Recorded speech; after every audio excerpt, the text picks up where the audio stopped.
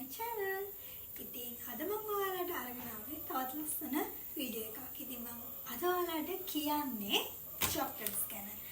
ඉතින් මෙන්න මේක ගැන තමයි මම අද ඔයාලට කියලා දෙන්නේ. මේ තමයි කුකින් චොක්ලට්. මම මේක සාමාන්‍යයෙන් පාවිච්චි කරන්නේ කෑම ජාති හදනකොට විශේෂයෙන්ම කේක් වගේ දේවල් වලට තමයි මම මේක පාවිච්චි කරන්නේ. ඉතින් මේක මේ රිච්ස්බරි බ්‍රෑන්ඩ් එකේ dark cooking choco එක. මේකේ රිච්ස්බරි බ්‍රෑන්ඩ් එකේ මෙනවා milk choco එකකුත්. හැබැයි මේ මම සාමාන්‍යයෙන් කෑමකට ගොඩක් වෙලාවට පාවිච්චි කරන්නේ dark choco එක.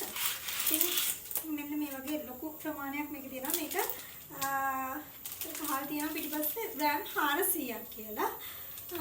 ඉතින් මේ රිච්ස්බරි බ්‍රෑන්ඩ් එකේ ප්‍රොඩක්ට්ස් ගොඩක් රසයි.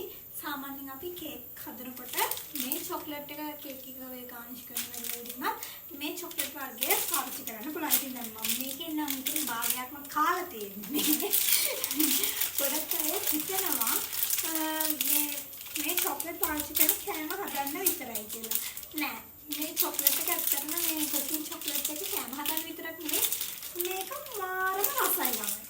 ඔයගොල්ලන්ට try කරන්න පුළුවන් මේක රිච්ස්බරි බ්‍රෑන්ඩ් එකේ dark chocolate එක.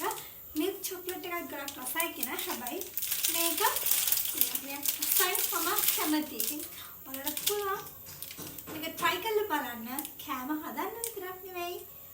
ඔයාලා කැමති වෙලාවට කන්න ඒක පාවිච්චි කරන්න පුළුවන්.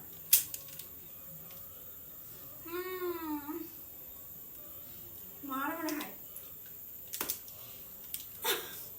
try කරලා බලලා මට කියන්න. එහෙනම් ආයෙත් මේ වගේ ලස්සන වීඩියෝ එකකින් හමුවෙමු. ගිහින් එන්න. ඉතින් මගේ වීඩියෝ එකට ඔයාලා කැමති නම් මේ වගේ තවත් ලස්සන වීඩියෝස් බලන්න පුළුවන්. මගේ YouTube channel එක subscribe කරන්න.